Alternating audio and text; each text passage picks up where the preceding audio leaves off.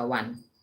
You understand that kind of thing. So understand who you are, right? Understanding who you are is basically doing your introspection, right? Journaling is so important.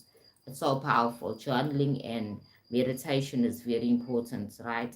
Understanding who you are, right? Who am I, right?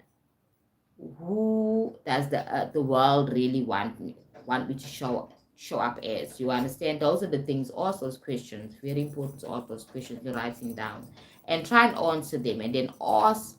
Go back into each line, into each answer, and read it again, and then ask why do I feel like that. You understand? And right, put the reasons down. Why do I feel like that? So these things are very important.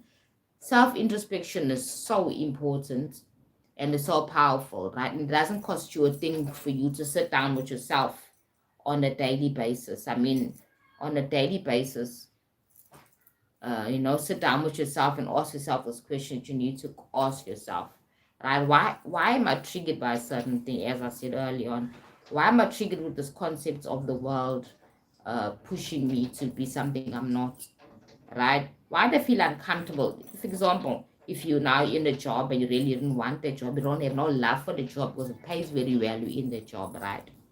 Then you go and you have time to introspect on why are you there?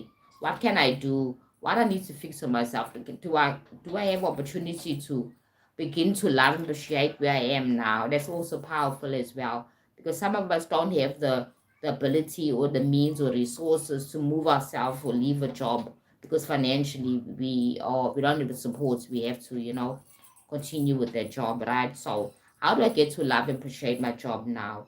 How do I get to commune with the people more better if it's the people that you don't like? How do I get to appreciate this job? How do I, those type of things. So these are very important, right?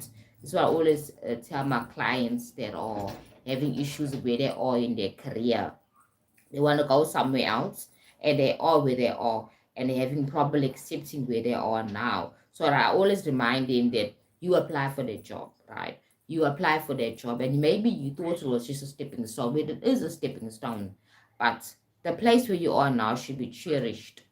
The place where you are now should be appreciated and learn how to add value in that space so that you can change the frequency around the idea of where you're working, right? Now remember that once you fix your inner self and you fix your issues, you're able to manifest better.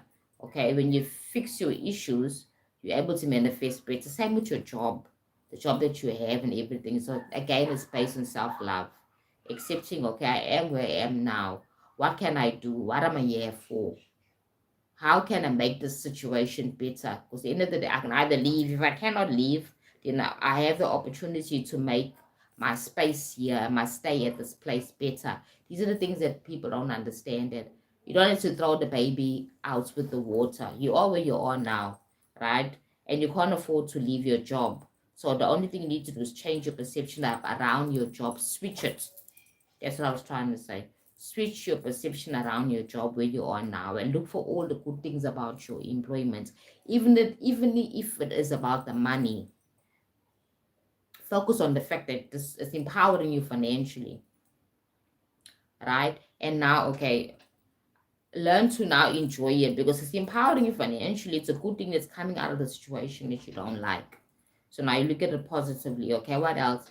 Oh, I get an opportunity to learn new skills. I get an opportunity to deal with people and relate to people and learn more about people. Or I get opportunity maybe to learn more, to work with numbers, appreciate my skill with numbers if you're in the numbers type of genre of work. If you're an accountant, whatever sort of maybe, but technology, you can also learn to embrace that. Anything can be changed because everything is perception, right? So again, self-love is based on perception because everything is perception. When you look at yourself in the mirror and you say, I appreciate myself, I might have that flaw here and a flaw here and a flaw there, whatever, but I love myself with my flaws. As I said, your flaws are your perfection, okay? That's what it is when it comes to changing. It's an active, intentional experience of you going down and questioning yourself. The book and the pen is important because then you're journaling and your subconscious mind is also getting to see that you're working on yourself. You're changing some patterns, some programs, some codes that have been encoded into you from a young age, and we can change it because nothing is in concrete. Self-love is something we can learn. We can learn to love each other or love ourselves first before we love each other, because if you love yourself, you're more capable to shop for others. You can love other people. If you don't love yourself, you're gonna look at other people and you're gonna be criticizing them and judging them like how you judge yourself.